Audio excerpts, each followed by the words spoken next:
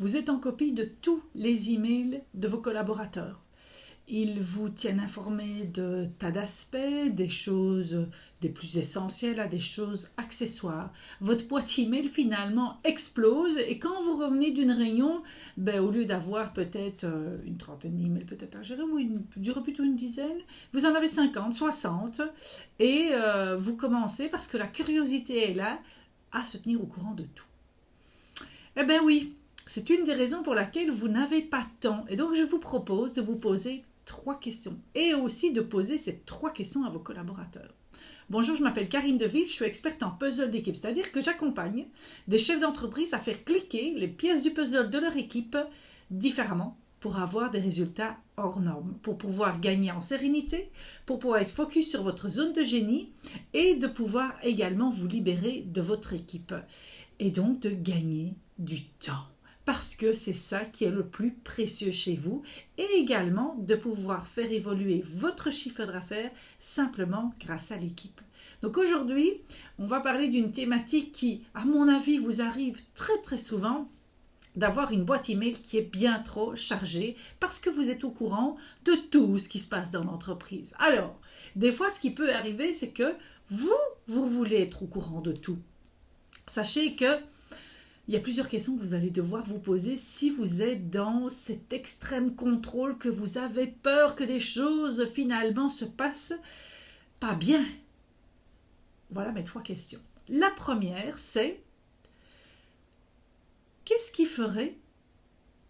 ferait mon collaborateur si je n'étais pas là? Demain, vous êtes opéré, vous êtes en soins intensifs, vous êtes à l'autre bout de la tête, il n'y a plus de Wi-Fi, il n'y a plus moyen de communiquer. Qu'est-ce que vont faire vos collaborateurs avec les décisions qu'ils doivent prendre, avec les actions qu'ils doivent mener?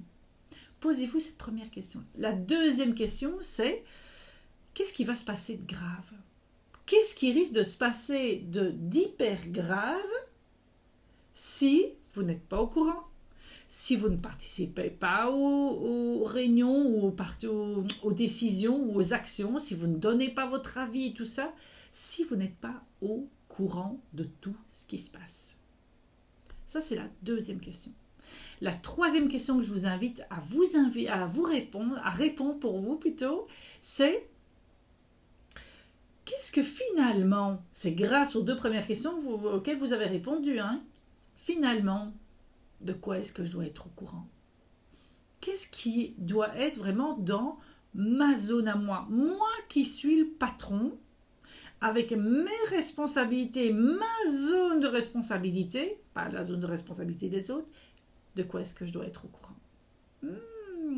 Je vous propose de faire ça à tête reposée, de prendre 20 minutes, pas plus, pour pouvoir poser sur papier vos réponses et de voir finalement ce qui émerge, ce qui est vraiment essentiel de ce qui est accessoire et qu'est-ce que vous allez devoir lâcher pour pouvoir gagner du temps et de pouvoir lâcher du lest et être beaucoup plus serein et de voir quand même votre chiffre d'affaires augmenter. Et le service à la clientèle toujours nickel. Ces 3 questions, vous allez les poser également à vos collaborateurs qui n'osent pas ne pas vous mettre en copie. Et donc vous allez leur poser ces 3 questions-là aussi. Qu'est-ce que tu ferais si je n'étais pas là? Qu'est-ce qui risque de se passer de très grave si je ne participe pas, si je ne suis pas au courant? Et finalement, qu'est-ce que tu penses que moi, je dois être au courant? De quoi est-ce que je dois être au courant, moi, en tant que patron? Faites fonctionner également cette réflexion avec vos collaborateurs pour les amener à l'autonomie et non de les garder comme des enfants. Parce que vous vous plaignez que vous êtes dans un bac à sable, et vous avez entièrement raison, mais on participe à ce bac à sable aussi. J'espère que cette vidéo vous aura apporté de la valeur. Abonnez-vous à cette chaîne parce que vous avez une vidéo par jour pour mon défi 365 jours. Donc profitez-en parce qu'après, j'arrête mon défi. Il n'y aura plus autant de pépites que ça. Donc abonnez-vous pour avoir des pépites tous les jours. Également, de pouvoir l'envoyer peut-être à quelqu'un qui en aurait besoin parce qu'on ne peut pas aider tout le monde, mais on peut aider une personne à la fois. Vous pouvez également, si vous vous dites, Karine, elle peut m'aider.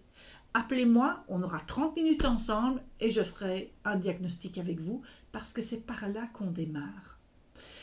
Et alors, si vous ne l'avez pas encore fait, faites votre test Mon style de management pour pouvoir avoir un rapport qui vous explique comment vous êtes dans votre gestion d'équipe. Mettez des mots sur votre ressenti, mettez des mots sur ce qui tourne sans arrêt et qui fait de la charge mentale pour vous.